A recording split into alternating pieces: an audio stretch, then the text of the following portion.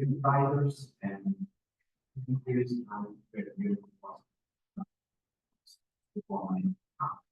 Hi everybody, my name is Ona Ramsey and I am the Careers Advisor, and today we're going to talk about you being graduation and career ready, where, when and how. So your next steps would look like this. So one of these options we'll be considering for now, so graduate schemes and jobs and postgraduate study and immediate start roles. So I wonder if any of you have started looking at graduate schemes or applied for any opportunities at the moment, and also postgraduate study if anybody is thinking about doing a master's or studying further in your field or in a different field as well, and also immediate start roles. I know some jobs might be too early. However, from March onwards, you will be applying for different opportunities and putting your application in to see how you get on. And so graduate jobs, what are they? These are jobs that require the candidate to hold a degree, which you will have, and then graduate jobs will be advertised all year round, but you may not be a suitable candidate for them, especially if you still have many months left to complete your qualification. However, you are nearing your qualification end of study, so March onwards go for different applications. So graduate jobs tend to be immediate start roles, and advertising can coincide with when you are coming towards the end of your studies. And time frame to apply, March onwards. So you are now starting to look and start applying. So graduate scheme, these are graduate schemes, structured training programs where an employer will train and develop the future employees of the organization. And many graduate schemes last between a year and 3 years and could include rotations into various departments within the business or support the complete relevant professional qualifications. Graduate schemes are advertised directly on company websites and also on specialist graduate sites. So we will show you a range of different websites in a bit. And recruitment starts early in the academic term with many opening in autumn, as the recruitment process can take several months to complete. So time frame to apply ongoing from September onwards. So you should be looking at rolling on different deadlines coming up. So we'll look into different websites in a bit. So the skills you will need to have. So look at the job descriptions and check against the person specification and job descriptions to see which ones are you ticking and which ones are you lacking. So that would give you ideas that what you have and what you need to improve until you graduate. So technical ability, so in animation arts, obviously, what kind of software and packages and programming you're using, that would be your technical ability, and teamwork and skills to liaise with other developers or other people who are working in animation arts, and self-motivation and the ability to work independently on your own projects. So I'm assuming in your coursework, you will be doing this right now. A creative and innovative approach to solving complex technical problems. So there might be other technical stuff involved where you will be working, and especially in the digital world these days, we have a lot of different things we have to learn on top of our professional software packages and programming. We need to learn how to work in teams online, whatever team working tools out there. And communication skills. A lot of employers tell us that they can teach skills, but attitudes and how can you deal with people? If your reels and portfolio are excellent, but can you work with people? Yeah, how do you deal with that? And flexibility to meet deadlines and client requirements. So in your university work, you will be meeting deadlines. That's a good skill and habit to have. And with your client requirements, you need to think about, are you meeting the requirements? Are you doing what they asked? Or are you doing what you do best and what you want? Then what do you think they should do? So think and listen to the clients and customers, and then you create work for them. So organizational skills to manage and prioritize your workload effectively. That would be, again, being students, hopefully you'll have some organizational skills, not cramming in in the end, leaving things at the last minute. So that would be difficult, to work in an organization if that's the attitude you have. And then attention to detail. It takes one chance, really. You are only good as your last job, so make it a good one. A forward-thinking approach to work and willingness to keep learning and developing your skills, enthusiasm for and knowledge of the games and also animation and arts industry. So at this moment, not only games industry, you will be thinking about different arts related opportunities and trends and industries, but also outside the box, what organizations are doing these days, because virtual reality, there are different characters in the gaming industry and brands and marketing.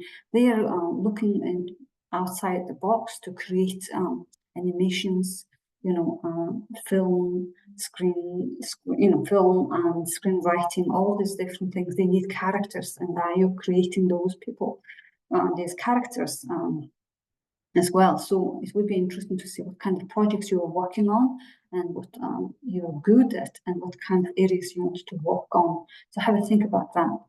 So after looking at the different options, what are you thinking now?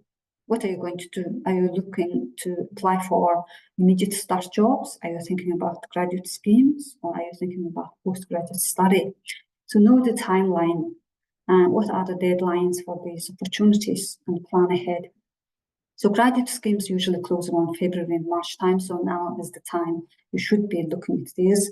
And then postgraduate courses often later, depending on how competitive it is. For example, if you're thinking about teaching, usually it's January is the deadline. But if you want to look at postgraduate studies, you can go on to UCAS and have a look at different courses. Just type in your keyword of field of study and then see what kind of courses coming up, and then you can filter down to different areas. And you might be surprised to see that different areas you've maybe not even thought about before, or if you have a passion for certain specific theme or area, you might be interested in maybe studying further if that's what you want to do.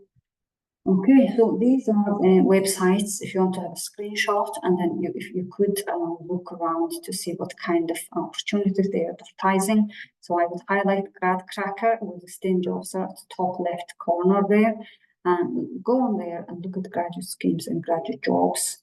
Okay, and also sometimes you could look at the internship opportunities and to see what kind of organizations out there, and then you can do some research, go to their website and then see what kind of opportunities and careers and jobs they're advertising. Okay, another one is Bright Network, right in the middle there, and they also do graduate jobs and graduate schemes for other organizations. So they go through this website, so you can go and look at these opportunities. You can filter through the locations and also different areas of work as well. And remember to think that these jobs might not be on maybe now, but they will keep checking because there will be other opportunities as well. And also thinking outside the box, outside the tech companies and different things, different organizations, different big companies now, they are looking to the digital world, creating animations, creating different characters to represent their brand and the marketing. So there are different opportunities for you that what can you do with the skills, experience, and abilities you have? Can you be creative? Can you go to these websites and see what kind of jobs they are advertising? And also remember, job title sometimes doesn't represent what it means, because sometimes employers don't know what to call a job. What's the job description? What you will be doing might be things that you can do. So it would be good to check out what exactly the job involves when you're looking through jobs. And then keeping up to date with events and opportunities using social media. Are you following those companies that you would like to work for on social media, on LinkedIn? Are you keeping up with their news? Have you signed up for their newsletters and things like that? And also, do you have your LinkedIn account? Is it good? Is it good enough, as well as your CV as well? And then university events, for example, we have a lot of different events going on And even if you feel that it's not related directly to animation arts, you should be going to those events. Because why? These big companies, they have various different jobs. And if you make a contact with their, recruitment consultancy or talent managers, you might be in a good position to send your CV, send your reel, send your portfolio for showcasing as well. And with all UWF careers events as well, we have weekly events and employer events. And also you can make appointments with careers advisors. So 20 minutes for quick queries or 40 minutes for career guidance appointments. We have online appointments and also in-person on-campus appointments as well. So how to complete your graduate job application? So job applications are an opportunity to go into more detail on your skills and experience and to impress an employer. And an opportunity for you to demonstrate that you can do the job or that you're a good candidate for an academic course if it's postgraduate study. So job applications are often used as a quick selection method for employers. So make sure you read all the instructions carefully and that you are ticking off the essential criteria in the job description. So I've seen some students who haven't even read the person specification and things like that. So make sure you look through the list and check which ones you are ticking. So typically the key sections of a job application include personal information. Here you shouldn't include marital status and how old you are or your nationality. It will be your name, email address, and phone number mostly. And the reason why you don't include all those other information is because of Equality Act 2010. Employers are not supposed to discriminate against certain characteristics. And so in the application, you will include educational background, work experience, and also they will be asking maybe competency-based questions and personal statement. So we'll look into different types of questions in job applications. So competency-based questions would be, give me a time when you displayed so-and-so skills. So it will require specific examples. So use the STAR technique, probably you've heard of it, and structure your answer around that. So you're giving situation, task, action, and results, and sometimes another R for reflection. What did you learn? What will you do differently next time? And strength-based questions will focus more on the type of work you enjoy and what you're good at. You'll still need to evidence this rather than just describe. So keep it professional and in line with the job role and company. So motivation-based questions, an opportunity to show your interest in the company and to show you are the right fit for them. So do your research on the company as well as talking about your own passion and interests that align with the company's ethos. And so the same two companies might be similar in, for example, gaming industry, but they might be using different words for their mission, vision, and values. So make sure you check those out, and then you can reflect it in your application. So take time to prepare. We advise you to use a Word document, maybe keep your answers in Word document so that you don't just start applying and submit and you don't have anything to back up, or when you are asked a question in the interview, you don't know what you put in your application. So we advise you to put in a Word document and save it, and then once everything is ready, you can go and submit it online, submit that application online. Okay, and how to complete graduate job application, top tips continuing. Tip 2, keep it relevant to the job and person specification. It doesn't matter how good your CV is on its own. If it's not matching to the job description, person specification, it's not going to be selected. So they will be looking at a person who would suit that job, not somebody who's good at whatever they're doing, but not relevant to the job itself. And do not copy and paste your job application responses. Tailor your answers to a specific company and role, and also reflecting the language, the keywords, what kind of things they're using as well. So tip number 3, we talked about this, structure your answer, STAR technique, situation and task, action, results. Situation, what was the situation? What did you have to do? Action, what did you do to solve that problem? And then result, what did happened? Was it a good result or a bad result? What did you learn? What would you do differently? What were the highlights? And then writing a strong personal statement. There are two types of personal statement. One would be specific, asking against the job description and the relevant experience and personal specification, according to the selection criteria. And then general would be, please provide any additional information in support of your application in the space below. Continue on additional sheets if necessary. So if the application doesn't include much space, you can use this to give more specific and relevant information there as well.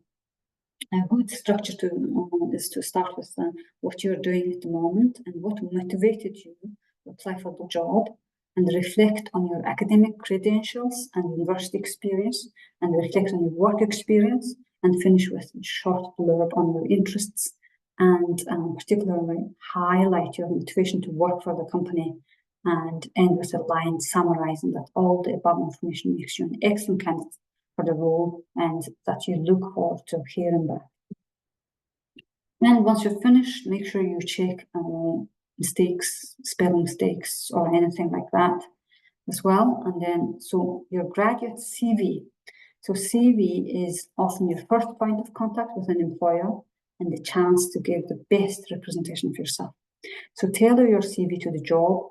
A CV for a part-time job will be different to a graduate job CV, especially in animation arts and creative industries. You should be highlighting your skills and your projects.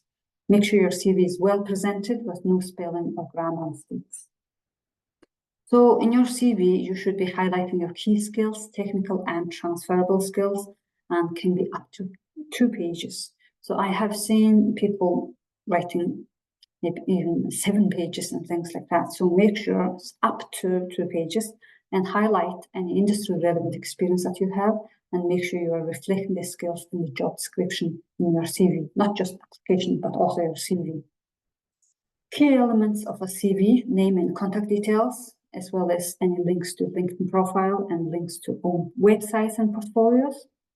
And the personal profile, 4 to 5 lines at the top. And then your educational history, employment history, additional skills, interests, and activities. References, you can leave that out. If they want to see you, they will ask for references. So there are different types of CVs. Traditional CV is used to match your experience with the requirements for the job role. So they usually display your experience, chronological order, the most recent qualification experience listed first. And then skills-based CV allows you to match your CV to a specific job, particularly if you lack experience or there are gaps in your CV. By highlighting skills, it's the main focus of your CV. So I would advise an animation arts and skills-based CV would be good to create.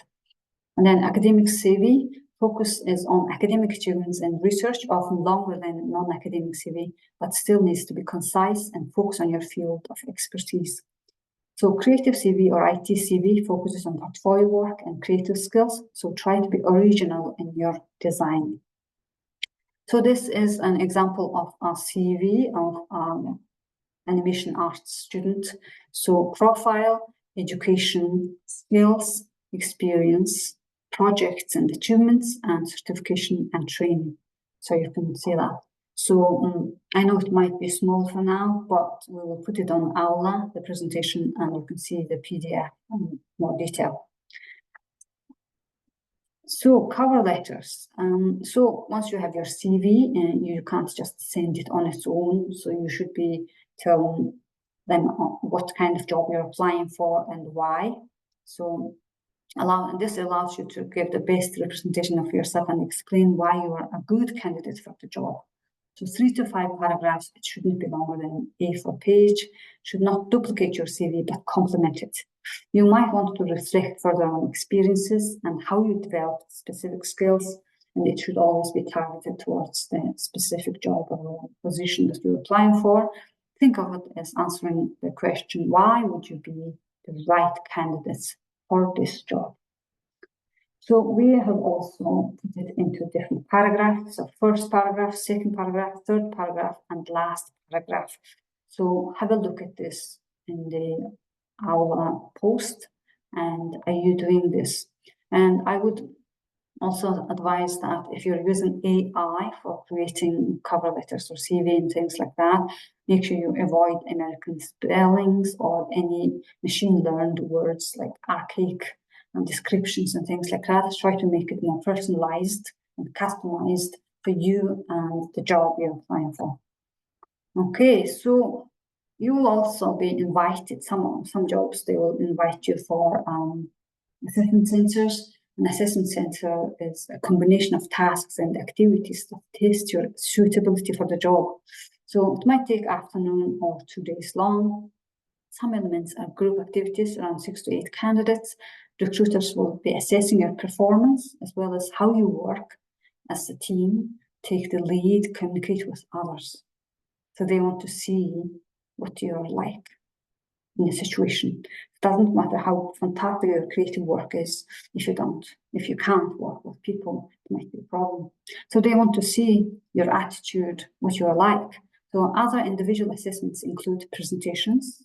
They might ask you to do a presentation related to the job, or maybe in some cases, they might ask you to do something to do with your projects that you did at uni or things like that. And then also psychometric tests. They want to see how ethical you are, how you would behave in certain situations. Also personality tests as well, and give you different scenarios to see what you're like as well. So on our website, we have different tests. As you can see on the left-hand side, aptitude tests. And then also there are some different websites that you can go and do practice tests as well. And on our website, we have CV 360 that you can upload your CV and get some feedback. And also we have Interview 360 where you can record yourself doing the interview, answering different questions as well.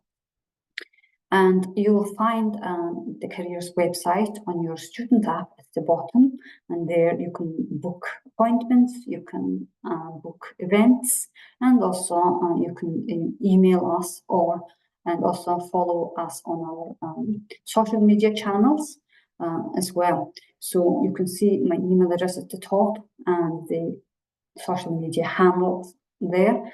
And before that, also, I'd like to talk about the homework next week. So you're going to bring your CV and the cover letter draft, and we can look at it together. And I look forward to seeing you next week and speak to you later.